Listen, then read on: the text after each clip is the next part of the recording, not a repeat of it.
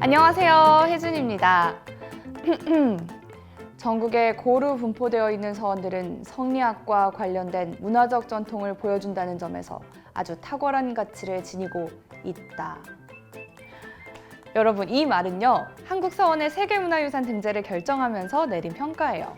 한국서원의 탁월한 보편적 가치, 완전성, 진정성을 아주 높이 평가했는데요. 한국의 서원은 성리학적 세계관과 선비정신이 담겨 있고요. 독자적인 건축 형식을 갖춘 우리나라의 고유 문화유산입니다. 교육과 철학의 중심이자 지역사회의 구심점 역할도 훌륭히 해온 한국의 서원은요, 서년을 모시는 제한 공간, 교육을 위한 강학 공간, 교류와 소통을 위한 유식 공간이 완전하게 보존되어 높은 가치를 지니고 있습니다. 이러한 가치를 인정받아서 2019년에는 유네스코 세계문화유산에도 등재되었습니다. 특히 한국의 14번째 세계문화유산인 9개의 서원은요, 성리학의 근거에 학자를 양성하고 스승을 섬긴 곳이다 라는 공통점이 있지만 9곳이 지닌 역사와 개성이 모두 다 달라서 빠짐없이 꼭 한번 방문해 보시길 추천드려요. 서원의 길은 경주, 영주, 안동, 달성, 함양, 장성, 정읍, 논산에 분포된 서원을 둘러보는 여행 코스예요. 서원의 길을 걷다 보면 성리학적 세계관과 선비정신도 느낄 수 있습니다.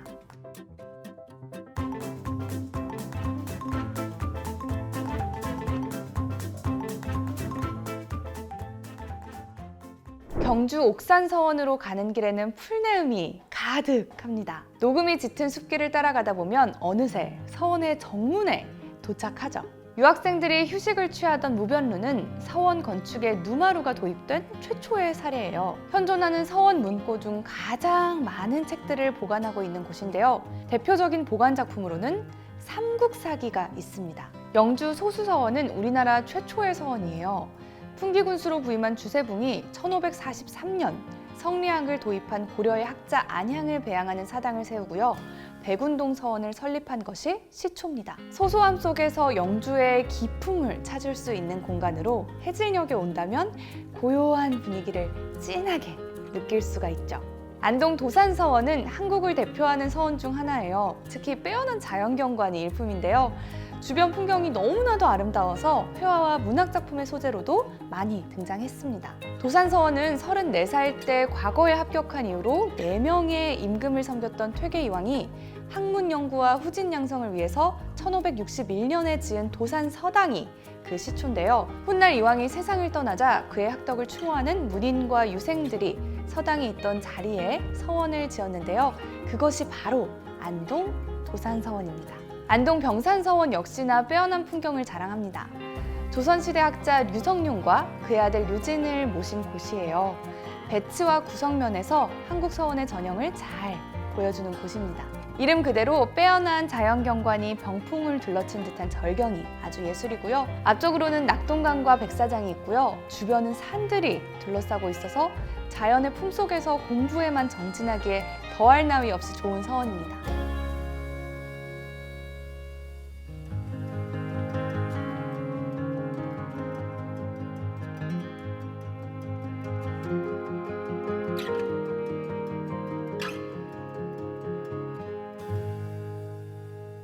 달성 도동서원은 성리학의 기본인 소학에 심취하여 스스로를 소학동자라 칭한 김굉필을 추모하기 위해 1605년에 창건되었습니다. 도동은 성리학의 도가 동쪽에 도달했다라는 뜻인데요. 건물들이 중심축을 따라서 반듯하게 배열되어 있는 공간 구성이 뛰어나고요.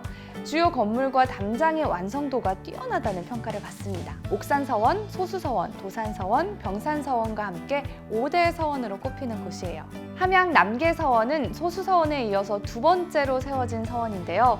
남계라는 이름은 서원 주변을 흐르는 남계천에서 비롯했어요. 가장 높은 곳에 위치한 사당에서는 산줄기와 물줄기로 둘러싸인 멋진 풍경을 볼 수가 있습니다. 명성당 앞쪽 양옆으로는 작은 연못이 조성되어 있는데요. 서원 안에 연못이 2개나 있는 경우는 매우 드물기 때문에 꼭 한번 감상하시길 추천드릴게요.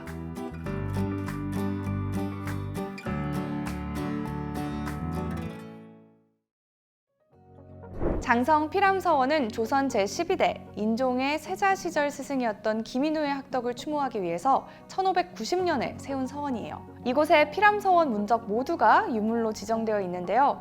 서원의 역대 원장들, 수업을 담당한 교관, 강의에 참여한 인물 명단, 서원 소속 유학생 명단 등이 포함되어 있어서 피람서원의 운영과 구성을 살펴볼 수 있는 귀중한 자료로 꼽힙니다. 정읍 무성서원은 전북 지역 사림들의 활동 거점 역할을 한 서원이에요. 통일 신라시대의 대학자 최치원의 사당과 조선의 문신 신잠의 사당을 합쳐서 만든 서원입니다.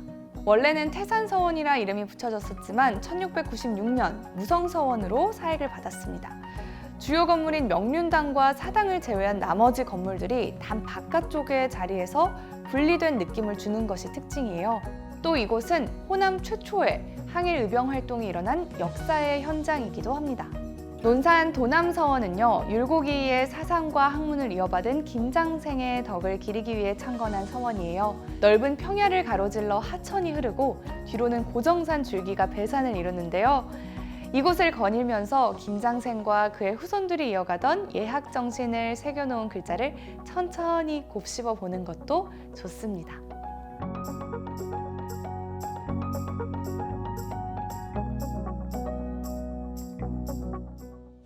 네, 여러분 벌써 여름 휴가 계획을 세울 시기가 왔습니다. 야외 관광지면서 사회적 거리두기 실천이 가능한 곳.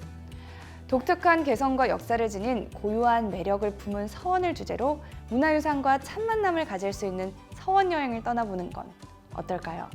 다음엔 또 다른 세계로 안내할 문화유산 여행기를 알려드리도록 할게요.